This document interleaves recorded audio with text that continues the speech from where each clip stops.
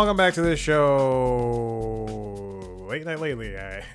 It's the Late Night Podcast for the website, cpluscomedy.com. Like I just said, is the website. Go there. I'm your host, Chad White. And I got all of that wrong. But you know what? Who cares? It's fine. Happy summer. We are on the first day of summer. The summer solstice, the longest day in the world of all time. Is that true still? I don't know. Here we are. I've had a busy day already. A very abnormally busy Friday. I didn't even get a chance to really sit down and watch any late night today. I did turn. This is going to sound so mean. You know what? I'll get to that when I come across the show. Well, fine. I'll just start it. Okay. I was watching Colbert's Late Show. As I typically do, I sat down in front of the TV, went on YouTube TV, not the YouTube app, the YouTube TV, the cable platform, where I record every late night show, and I watch some of the episodes. Not all the episodes, and not always all the way through. I watch Seth Meyers, typically first, then Kimmel, and then I will balance out who's next. Today, it happened to be Colbert, and because After Midnight is canceled. And as I turned it on, and I think he was maybe 3 minutes into the monologue, and there was still no joke. Sure, there was an attempt at jokes at which the audience laughed once and then clapped for 45 seconds. That's my biggest issue with Colbert, is that there's just so many applause breaks. What are we applauding? Let's get to the jokes. You have to earn the celebration that is your joke. And it gets tough watching him, and not just to pick on him, it also gets tough watching The Tonight Show, and it also gets tough watching Kimmel, because sometimes they just make statements, and John Oliver, and it's very tough watching John Oliver, and Jon Stewart. It's the toughest out of all of them.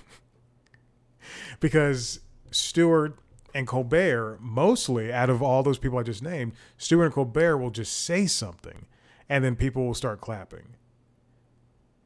And it makes me think, why? What joke was there? Is there a point? No. So at some point we're just sitting there listening to people clap for, if a monologue is 10 to 15 minutes, we're sitting there listening to people clap for 3 or 4 minutes in total, as somebody stops their talking, which I'm not a fan of. I really don't like it. For a long time, I disliked The Tonight Show because that's what I felt his jokes were. And then I watched Corden. I'll put a timeline of that. I was watching The Tonight Show, and then Corden comes on, and I'm just thinking, this is worse here. Okay, for The Late Show, it's not just to pick on him, not just to pick on Colbert, but man, I've had this problem with him since his show began. I feel it's just having it in that theater is just so much work. Like, I watch clips of old Letterman and old Conan, and they're telling jokes, they're getting things across. Whereas here it's just he says like, "Hi everybody."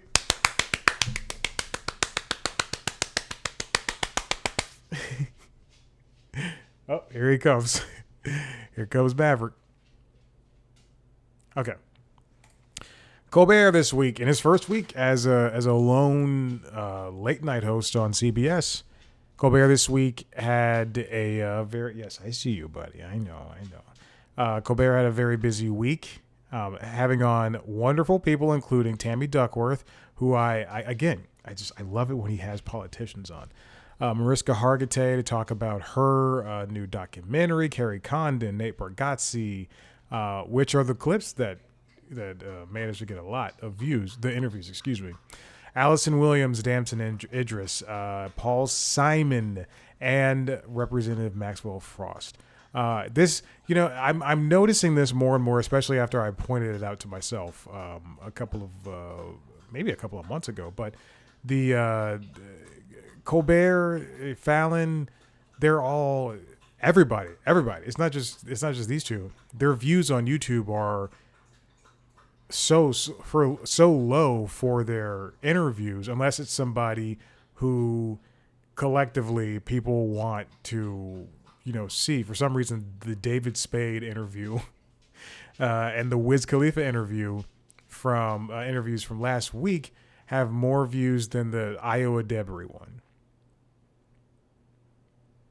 And Steve Martin, rightfully so, is almost at 500,000. Anyway, all right, let's go on with Kimmel. Kimmel this week had on, I'm sorry, I lost my place. Had on Steve Martin, Zach Cherry, Io Debris. The Offspring played Come Out and Play. And Pixies played some songs. One song. Jeff Ross, Charlie Day, and Big Time Rush, Rami Youssef, and Seth Rogen. I also believe The Offspring...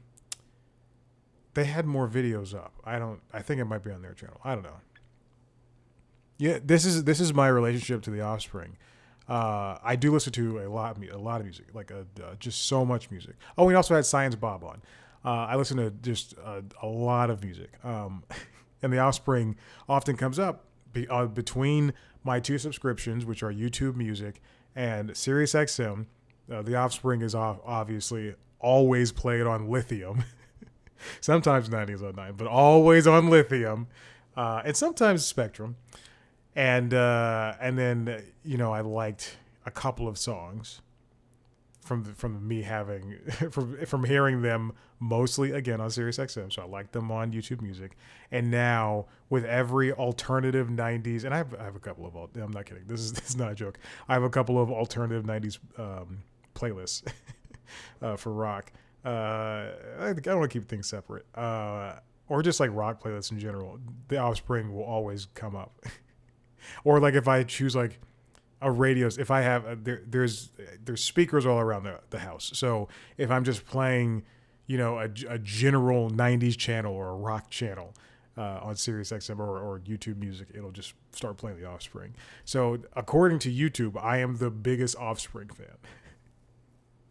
When I'm really a huge fan of HAIM. Just listening to the new album, it is fantastic. John Oliver talked about the juvenile justice system. Speaking of the Tonight Show, a couple of minutes ago, he had on, Dakota Johnson, and that might be an old video. That is an old video. Yeah, Dakota Johnson. No, that's like a for your consideration. Okay.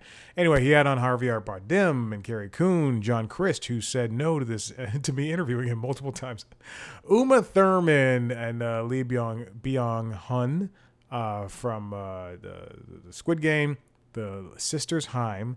One of them I'm in love with. It's Esty. Brianne Howry and Antonia Gentry. HAIM also performed. Priyanka Chopra Jonas, Lionel Boyce, and Keke Palmer performed a couple of songs, a medley, I guess, off of her new album. Which, yes, she has a new album out. Again, I listen to a shit ton of music. So I go through the New Music Fridays and on Apple Music and YouTube Music and NPR and Pitchfork, and I pick and choose. Give me the music. Seth Meyers had a good week as well. He had several closer looks. He also had Arnold Schwarzenegger on, Barry Diller, Christine Baranski, James Acaster was wonderful, Meredith Hayden, Cola Scola, and Chris Hayes and Mike Birbiglia. They also were able to do a nice little desk bit, which they don't do often, but they do more so than a lot of other late night shows, where one of the writers, Ben Wareheim, I believe that's his name, played a wealthy late night audience member. I should mute that. Yes. Oh, Ben Wareheit. Excuse me, not Wareheim.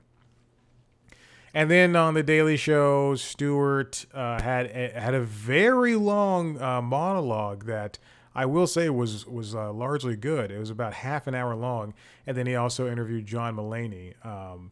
You know what?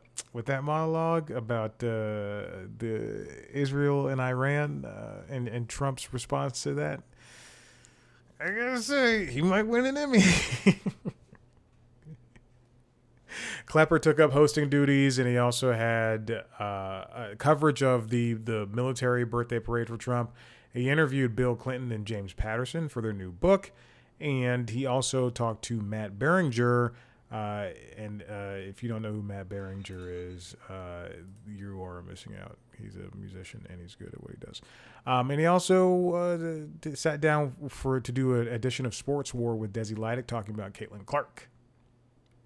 And then Jon Stewart, they released an after-the-cut clip of Jon Stewart talking to the Pedro Pascal lookalike contest winner in New York. He also happened to be the lighting designer, I believe, for The Daily Show, which is great. He was also on the Today Show, which is it's insane. It's just it seems like it was all faked and fed in, but whatever. All right, let's move on to the main topic. Seth Meyers had an interview with Variety where he talked about. This comes from Ethan Shanfield. Seth Meyers on why there won't be new late night hosts.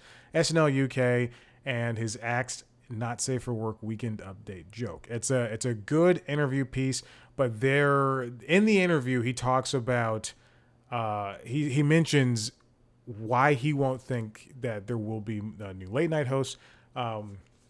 He said, unless some major sea change happens, I don't think there's going to be a whole new wave of network hosts in the way there's always been.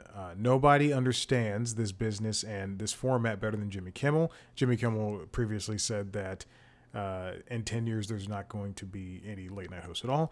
So when he talks about it, I tend to share his opinion. And it's, if you look at the era, or I guess whatever late night is right now, this kind of medium.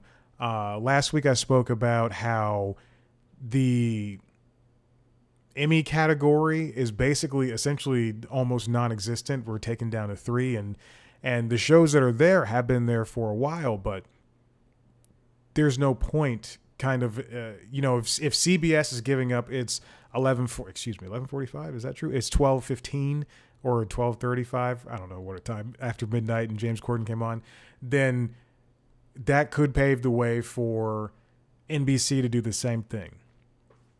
Seth is he's been open about wanting to do the show as long as NBC will have him do late night. He's contracted until 2028. Kimmel's contracted for a couple more years, and everybody else is basically locked up for a little bit. But after that, what's going to happen? What's going to happen if it's 2025 now, but in 2035, what happens if streaming essentially becomes the thing and broadcast and cable are on their last legs, which I don't think will happen. The internet infrastructure will have to become so much greater than what it is right now. That's part of the reason why streaming is not.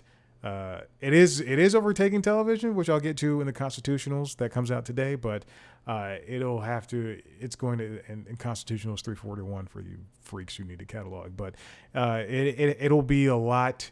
It'll have to change a lot based on how many people are able to access high-speed internet in the middle of nowhere, Kansas or Iowa or Indiana, Anyway, but all that to say is, yeah, I mean, in 5 years, network TV is going to be completely different. The Simpsons, Family Guy, Bob's Burgers, and American Dad aren't going to be running 22 episodes for Family Guy, 20 episodes, but they're not going to be running full seasons. They're going to be running, 3/4 of seasons. The Simpsons is only going to air 15 on television, and they have roughly 2 or 3 that are going to be on Disney Plus. And that's for the next 4 seasons. Who knows what's going to happen after that? And then network shows are already running less anyway.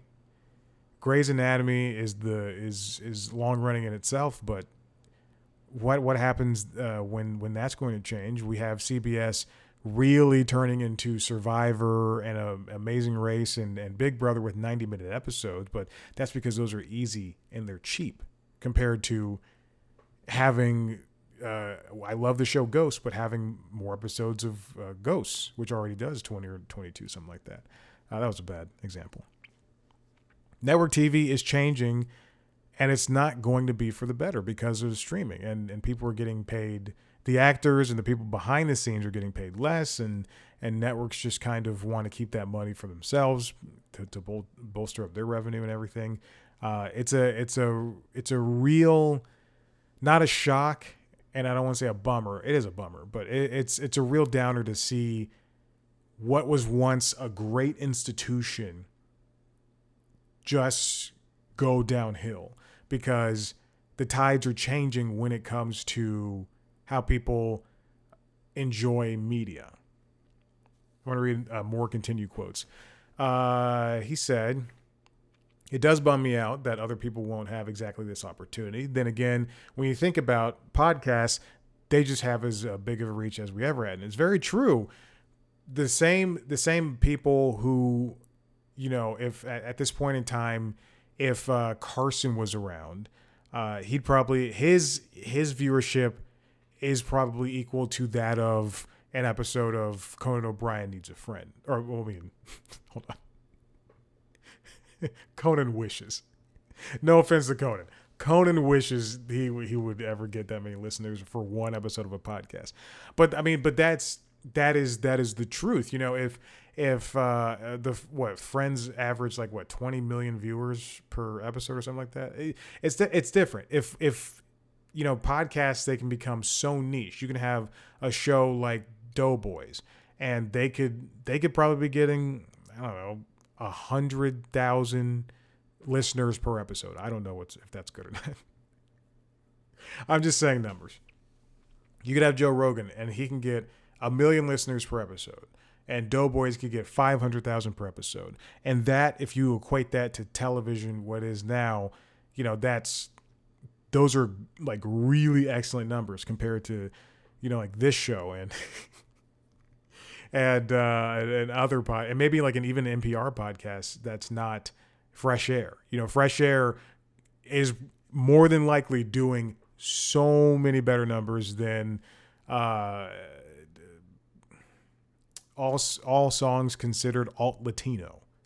And I don't want to pick on that show because I do like that show, but it's different. It's different.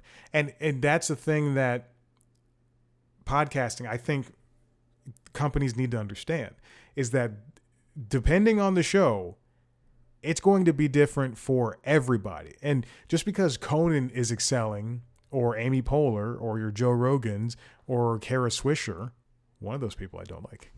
It's Joe, obviously. But just because those people are excelling and they're able to get ads for Ford or able to get ads for Muscle Milk, I don't know what Joe's ads are like. You're able to get ads for big companies, does not mean that everybody else is going to be doing the same thing. NPR still struggles to get ads for this show. I'm trying to think of other like shows, because I don't listen to a lot of I have what I have, my podcast. I have what I have, and that's it.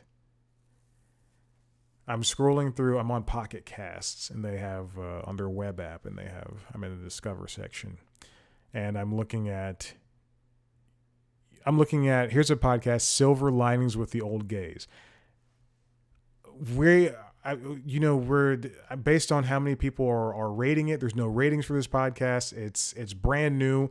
I'm sure that they're not getting the same type of ad opportunities, even if it's from iHeart Podcast or iHeart Radio. Yeah, iHeart Podcast.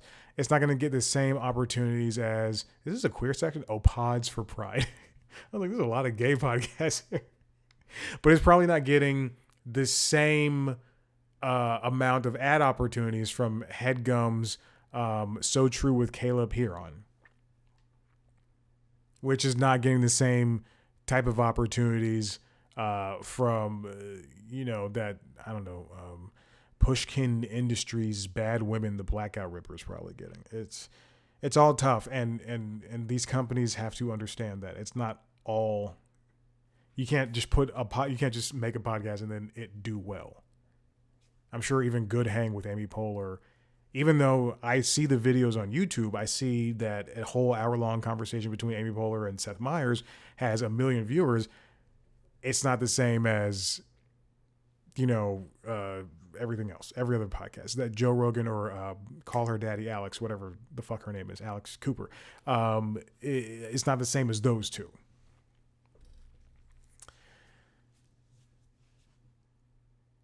Meyers also adds, if you're a great lover of the institution of late night talk shows, there's probably some sadness in your future. But if you love funny people telling funny jokes and talking to people in interesting ways, that's always going to be available. And it's very true.